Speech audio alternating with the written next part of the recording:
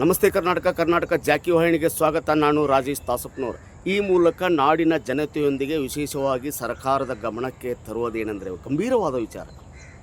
ಬಡ ಮತ್ತು ಮಧ್ಯಮ ವರ್ಗದವರು ತಮ್ಮ ಅಮೂಲ್ಯವಾದ ಮತವನ್ನು ಹಾಕಿ ಪ್ರಜಾಪ್ರಭುತ್ವದ ವ್ಯವಸ್ಥೆ ಅಡಿಯಲ್ಲಿ ಸಂವಿಧಾನದ ನಿಯಮ ಮತ್ತು ಕಾನೂನಿನ ಪ್ರಕಾರ ನಿಮ್ಮ ಸರ್ಕಾರವನ್ನು ರಚನೆ ಮಾಡಿ, ಯಾವುದೇ ಪಕ್ಷವನ್ನು ನೀವು ರಚನೆ ಮಾಡಿಕೊಂಡಿದ್ದರೂ ಕೂಡ, ರಿಜಿಸ್ಟ್ರೇಷನ್ ಮಾಡಿಕೊಂಡಿದ್ದರೂ ಕೂಡ ಚುನಾವಣಾ ಆಯೋಗದಲ್ಲಿ ನಮಗೂ ಕೂಡ ಇವರು ಸೇವೆ ಮಾಡಲಿ, ಸರ್ಕಾರವನ್ನು ರಚನೆ ಮಾಡುವುದರ ಮೂಲಕಂತ ತಮಗೆ ಆಶೀರ್ವಾದ ಮಾಡಿ ರಾಜ್ಯ ಮತ್ತು ಕೇಂದ್ರ ಸರ್ಕಾರಗಳು ರಚನೆಯಾಗುವುದರಲ್ಲಿ ಸಹಾಯ ಮಾಡ್ತಾ ಇರೋದು ಯಾರು ಅಂದರೆ ಬಡ ಮತ್ತು ಮಧ್ಯಮ ವರ್ಗದವರು.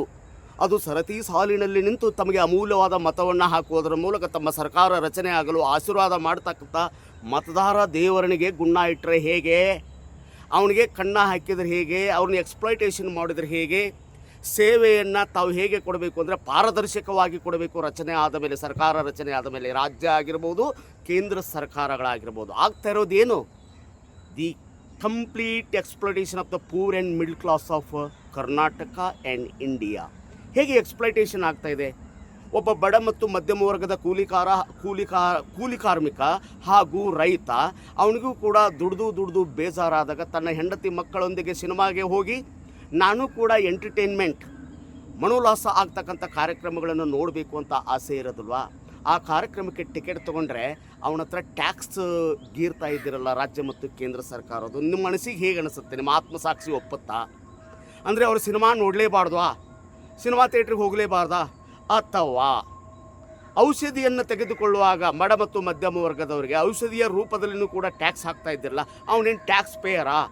ಪ್ರತಿ ವರ್ಷ ಅವನಿಗೆ 12 ಲಕ್ಷಕ್ಕಿಂತಲೂ ಹೆಚ್ಚಿಗೆ ಏನಾದರೂ ಆದಾಯ ಏನಿದೆನಾ ಬಡ ಮತ್ತು ಮಧ್ಯಮ ವರ್ಗದವರಿಗೆ? 60 ವರ್ಷ ದುಡಿದಿರ್ತಾನೆ. 18ನೇ ವಯಸ್ಸಿನಿಂದ ರೈತ 60 ವರ್ಷ ಆದಮೇಲೆ ಸಂಧ್ಯಾಕಾಲದಲ್ಲಿ ಉಚಿತವಾಗಿ ಒಂದು 50 ಕಿಲೋಮೀಟ್ರ್ ಓಡಾಡೋಕ್ಕಾದರೂ ಅವಕಾಶ ಕೊಡಿ, ಒಂದು 4 ಟ್ರಿಪ್ ತೀರ್ಥಯಾತ್ರೆ ಆದರೂ ಅವಕಾಶ ಕೊಡಿ ರೈತನಿಗೆ. ಇಂಥವುಗಳು ಏನಂತವು ವೆಲ್ಫೇರ್ ಓರಿಯೆಂಟೆಡ್ ಪ್ರೋಗ್ರಾಮ್ಸ್ ಅನಿಸ್ಕೊಂಥವು, ಜನಪರ ಪ್ರೋಗ್ರಾಮ್ಸು. ಆಮೇಲೆ ಸರ್ಕಾರಕ್ಕೆ ನೇರವಾದ ಒಂದು ಪ್ರಶ್ನೆ ಏನು ಅಂದರೆ, ಒಬ್ಬ ಜನಸಾಮಾನ್ಯ ಅಥವಾ ಬಡ ಮಧ್ಯಮ ವರ್ಗದವನು ಕೂಡ IPL ಯಾವುದೇ ಕ್ರಿಕೆಟ್ ಮ್ಯಾಚನ್ನು ನೋಡೋಕೆ ಹೋದರೆ ಟಿಕೆಟ್ ತೊಗೊಂಡ್ರೆ ಟ್ಯಾಕ್ಸ್ ಹಾಕ್ತಿರಲ್ಲ. ಬಡ ಮತ್ತು ಮಧ್ಯಮ ವರ್ಗದವರು ಕ್ರಿಕೆಟ್ ನೋಡಲೇಬಾರ್ದು, ಅವರು ಕ್ರಿಕೆಟ್ ಪ್ರೇಮಿಗಳಾಗಲೇಬಾರ್ದು. ಶಾಸಕರು ಮತ್ತು ಸಂಸತ್ ಸದಸ್ಯರಿಗೆ ಮತ್ತು ವಿಧಾನ ಪರಿಷತ್ ಸದಸ್ಯರಿಗೆ ಉಚಿತವಾಗಿ 5 ಟಿಕೆಟನ್ನು ಕೊಡಬೇಕಂತ, VIP ಗ್ಯಾಲರಿ ಕೊಡಬೇಕಂತ ಈ ನಿಯಮ ಯಾಕೆ ರಚನೆ ಮಾಡ್ಕೊಂಡಿದ್ದೀರಿ?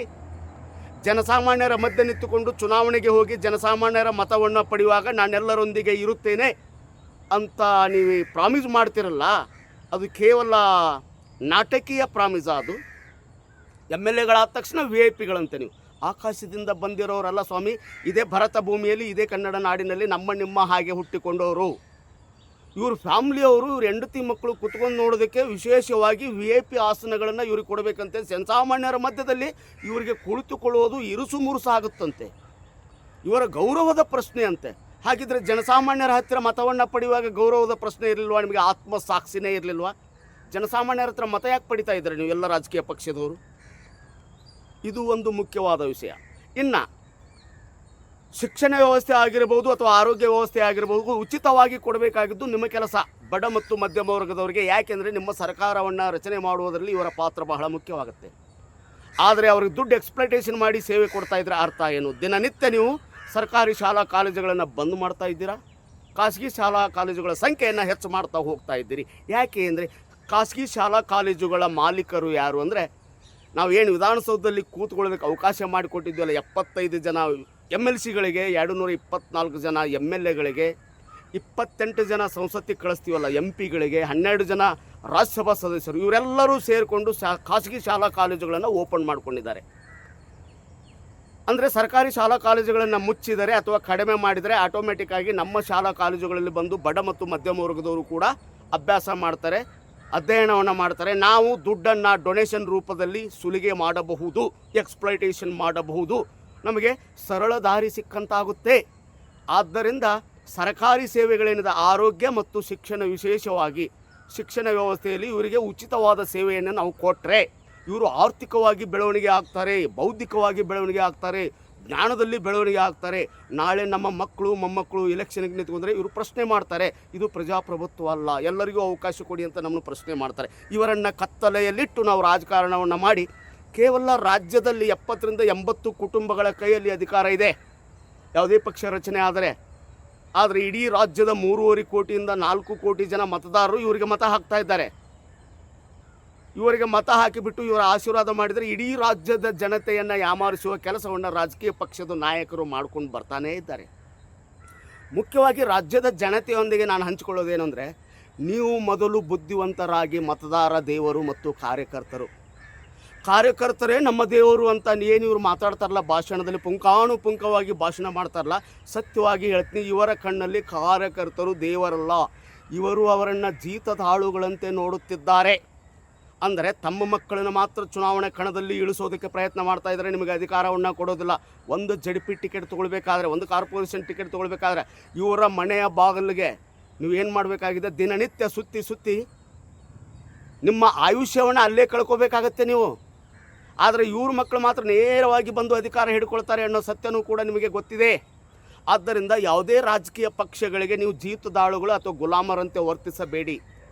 ನೀವು ಮೊದಲು ನಿಮ್ಮ ಕೆಲಸವನ್ನು, ಅಂದರೆ ರೈತರಾಗಿದ್ದರೆ ಜಮೀನಿನಲ್ಲಿ ಕೆಲಸ ಮಾಡಿ, ಕೂಲಿ ಕಾರ್ಮಿಕರಾಗಿದ್ದರೆ ದಿನನಿತ್ಯ ಕೂಲಿ ಕಾರ್ಮಿಕರ ಕೆಲಸವನ್ನು ನೀವು ಮಾಡಿ, ನಿಮ್ಮ ಮನೆಗೆ ದಿನಾಲೂ ಆರ್ಥಿಕ ಸಂಪತ್ತು ಕ್ರೋಢೀಕರಣ ಆಗುತ್ತೆ. ಯಾಕೆಂದರೆ ವಾಪಸ್ ಇವ್ರಿಗೆ ಕೊಡಬೇಕಲ್ಲ ನೀವು. ಶಿಕ್ಷಣದ ರೂಪದಲ್ಲಿ, ಅಂದರೆ ಇಂಗ್ಲೀಷ್ ಮೀಡಿಯಂ ಶಾಲೆಯ ರೂಪದಲ್ಲಿ ಇವ್ರಿಗೆ ವಾಪಸ್ ಕೊಡಬೇಕು.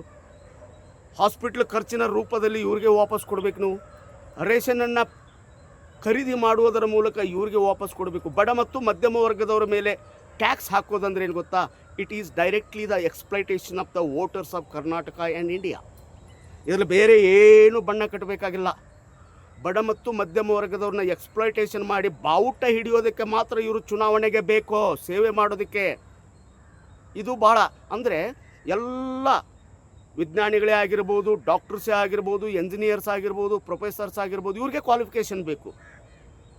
ಆದರೆ ನೇರವಾಗಿ ಶಾಸಕರಾಗೋರಿಗೆ, ಚುನಾವಣೆಯಲ್ಲಿ ಆದ ಮೇಲೆ ವಿಧಾನಸೌಧದಲ್ಲಿ ಮಾತನಾಡುವವರು, ಸಂಸತ್ತಿನಲ್ಲಿ ಮಾತನಾಡುವವರಿಗೆ ನಿಜವಾದ ಜ್ಞಾನ ಇದೇನಾ, ಕ್ವಾಲಿಫಿಕೇಷನ್ ಇದೇನಾ ಅನ್ನುವಂಥ ಪ್ರಶ್ನೆ ಎದ್ದು ಕಾಡ್ತಾ ಇದೆ.